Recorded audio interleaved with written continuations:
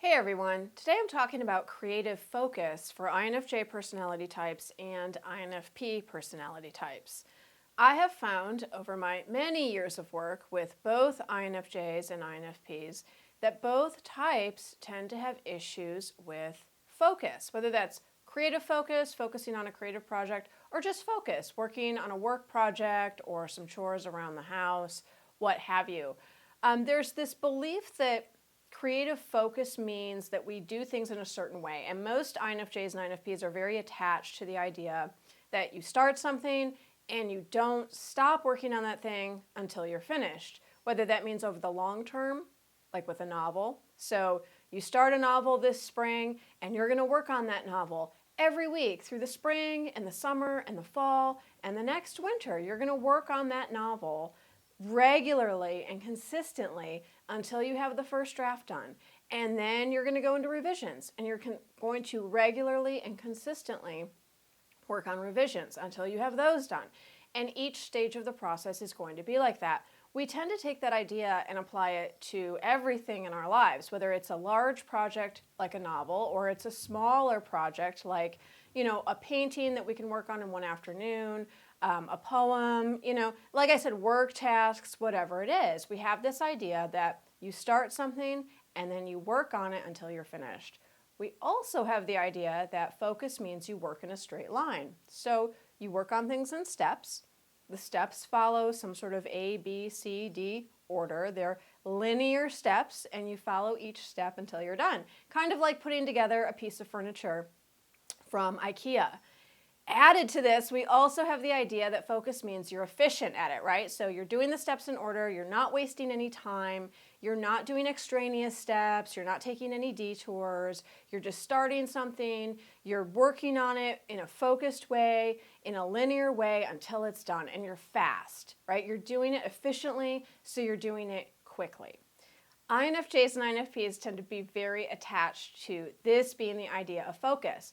So where do we get that idea? This isn't something we come up with on our own. This is our culture's idea of focus. This is the idea of focus that we are taught in schools from very young, maybe even in kindergarten, right? You might be 5 years old and your teacher sits you down and says, you're going to do a finger painting, and this is how you're going to focus on it, right? So here are the paints, and you're going to open them in order, and you're going to paint the ground first, and then you're going to paint the tree, and then the house is last, right? So everything we're taught, even our art projects, even our very creative projects, we're usually taught in a setting and in a way that really is infused with this our culture's idea of focus, right? That we do things efficiently, that we do things in order, that we follow the instructions. In one of my classes, probably a year or so ago, I'll never forget this example. I was talking about how INFJs and INFPs don't work in a linear way, and that we, much of the time in school, will become discouraged because we might be shamed for that or even punished for that. And one of the women in my class sent me an example, and she said when she was in kindergarten, so a very young child, she was asked to draw birds in a line on a piece of paper. And she did. She drew birds in a line on a piece of paper. She drew them in a diagonal line. And her teacher marked her down for it. Her teacher actually failed her on that assignment in kindergarten and said, no, this isn't a straight line. When I said draw birds in a line, you were supposed to draw them in a line. Well, the teacher meant, and didn't even feel that she needed to say it, that it was going to be a line that moved from left to right, like the way we read in Western society, right? A straight line that goes horizontally across the page, because that's what we're used to. That's what's familiar. That's how everyone does it. So when my student, who was a little girl and who was a young INFJ, had a very creatively gifted brain and said, draw birds in a straight line. Okay, well, I have to stay within these limits, but I still want to be really creative. And so she drew that diagonal line. She put the birds in a diagonal line, slanting. And the teacher saw that and didn't like it, right? Now, and even when she was challenged on it, even when the little girl, who I have to commend her, my student, even as a little girl, stood up for what she knew was right and said, but you just said a straight line. You didn't say it had to be horizontal. The teacher pushed back on that and used her authority and said, well, everyone knows a straight line is a horizontal line. So that's kind of how we approach focus in our culture. There's all these rules, there are all these restrictions, and there are all these limits that are not talked about, they're not explicitly talked about, but they remain unspoken. They remain known to all of us sort of on a subconscious level. And again, this is because we're trained like this in schools, in the workplaces, our government, same way, if there's paperwork, you have to fill it from the government. If there's ever any sort of official process you have to go through, it's usually like this. And in a lot of work cultures, no matter what company you work for, the emphasis is put on efficiency and speed and following instructions, right? So that's how we think of focus. And we then bring those ideas to our creative lives, which for INFJ personality types and INFP personality types, it's really not helpful because that's not actually creative focus. And that way of doing focus doesn't work for us. That's conventional focus. That is a form of focus, but it's conventional focus, right? It's just like my students' kindergarten assignment. Draw some birds in a straight line and everybody's got to draw them in a horizontal line, and that's what we expect, and you cannot move outside of that. That's conventional focus. That is different than creative focus. And that's the key that INFJs and INFPs really need to work with when we start overhauling our creative lives and trying to get to a place with a creative process that actually works for us. Okay, so we know that creative focus is not those things. You don't have to work in a straight line. You don't have to stick with one project until the end. You don't have to do things in as efficient a way as possible or as fast as possible. You can take your time. You can have some space around this. So what does creative focus mean? For INFJ personality types and INFP personality types, creative focus means persistent belief in the work. So maybe you don't work on it every single week through the spring and the summer and the fall and the winter, no matter what. You check in with yourself and you might take breaks. You might take a hiatus. You might rotate between different creative projects. You might say, well, I was working on that in the spring. I was really feeling it. And then I felt within myself that it was time for a rest. I'd kind of written myself out on that topic, and I needed some time to recharge. I needed to switch my focus to something else. I still have a persistent belief in that creative project that I was working on in the spring, but I'm taking a rest right now. I haven't given up on it. I'm not quitting. I'm not, letting it go. It's not like, oh, that's not going to work out. I don't feel that I've failed. I'm still working on it. I'm just not working on it in this season. I'm not working on it this month or this week. I'm not working on it in this time period in my life because it doesn't feel right to do so. I still have a persistent belief in the work, though. Creative focus also means active, loving energy with the work. So maybe you're not actually writing new scenes, but you're still talking to your characters every day. Maybe you're not actually painting this weekend, but you're still taking a walk out in nature and you're still looking at all the colors and looking at the beauty and communing with the animals and the plants and the trees.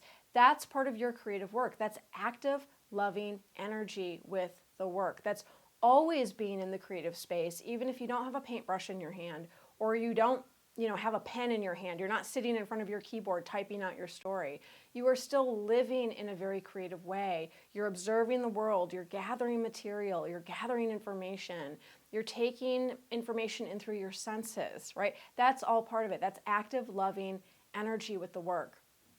Also, part of creative focus is openness to the unique rhythm of the work. So, like I said, maybe you work on your novel in the spring, and then you notice when the summer comes, it feels like it's time to put it down, right? It feels like before the writing was pouring out of you, and then it sort of stuttered to a halt, and now it feels like you're pushing and you're forcing. It feels like the work itself has gone dormant. The work itself is tired or empty or needs a rest, right? So we're paying attention to the unique rhythm of the work. That is also part of creative focus. Patience with the timeline of the work. That's the last thing, having patience. When you are an intuitive person, when you are a creatively gifted intuitive person, you're going to have a lot of patience with your creative projects because these things grow from seeds inside of us. We are not working according to formulas, and there are a lot of formulas out there online. Formulas for how to paint, how to draw, how to write, how to do this, that, and the other. Sometimes those can be helpful. But what I've found for intuitive people who are creatively gifted, a lot of times there is no formula we can follow. It's a seed that's growing from within us, and we're trying to bring that seed into outer form in reality. And there's not really any rules for that. It really is like a plant growing. And we need to have patience. We need to have patience with the timeline of the work.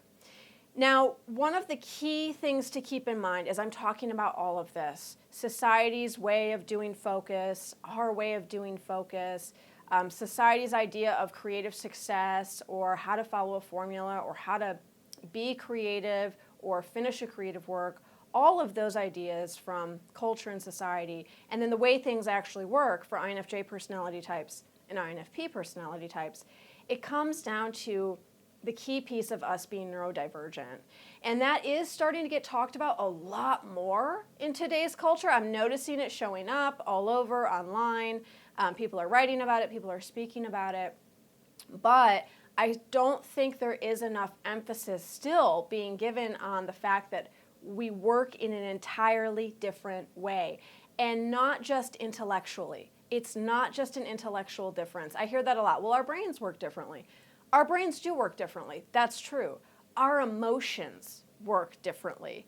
Our spirit flows differently.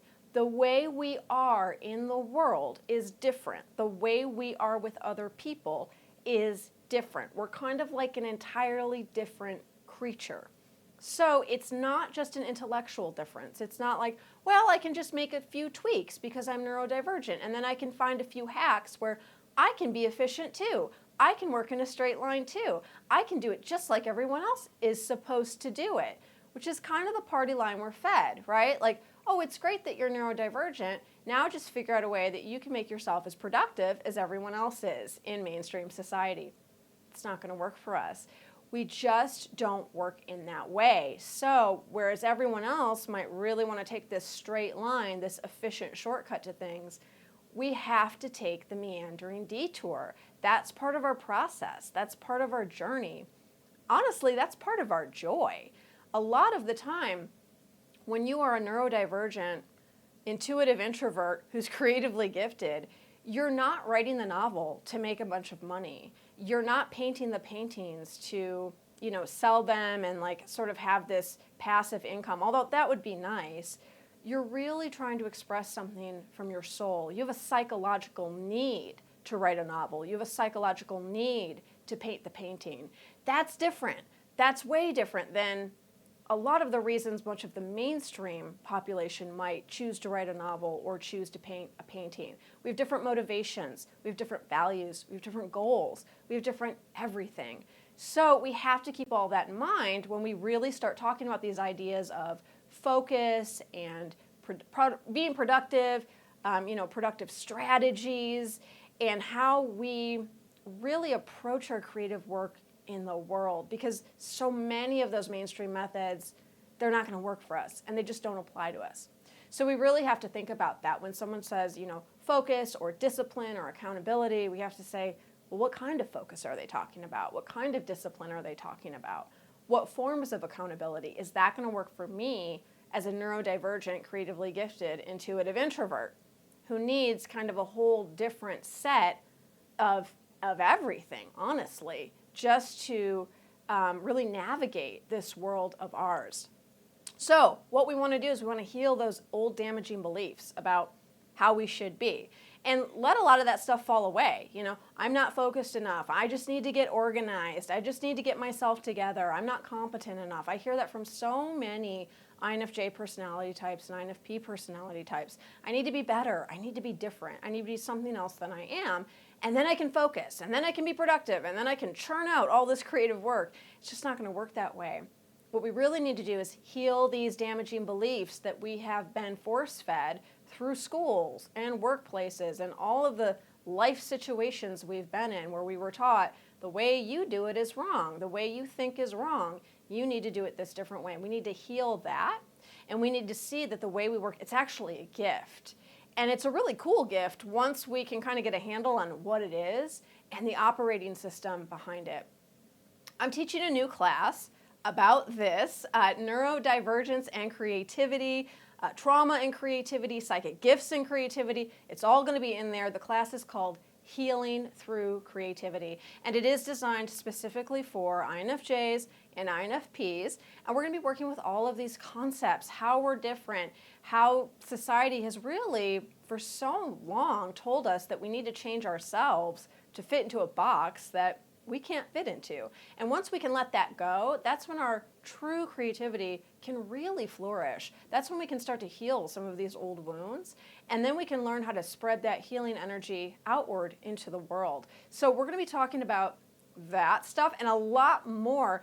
If you have questions about this class, please email me, lauren@laurensapala.com. Also, if you think you're going to be joining this class and there are specific things under this topic that you would love for me to talk about, please email me with those specific things as well.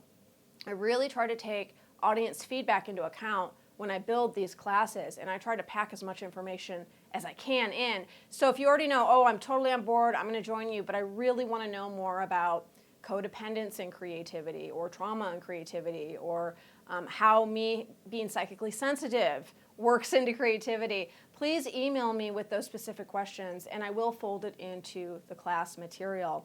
Registration for this class is going to open, I believe, in just a couple days, and then the registration window is open for 5 days. The first class is on July 3rd. So if you want to get in, please make sure you register before July 3rd. July 2nd will be the last day, and please subscribe to my newsletter. That's where I'm going to be sending out all the updates about the class. So I send out an email, hey, registration is open. Hey, registration is closing, you got 24 hours left. I tend to do a lot of reminders so no one's left out in the cold or can say, I was left behind, I didn't know registration was closing. So make sure you get on my newsletter list. The link is in the comments below. Thanks so much, everyone. I'll see you next time.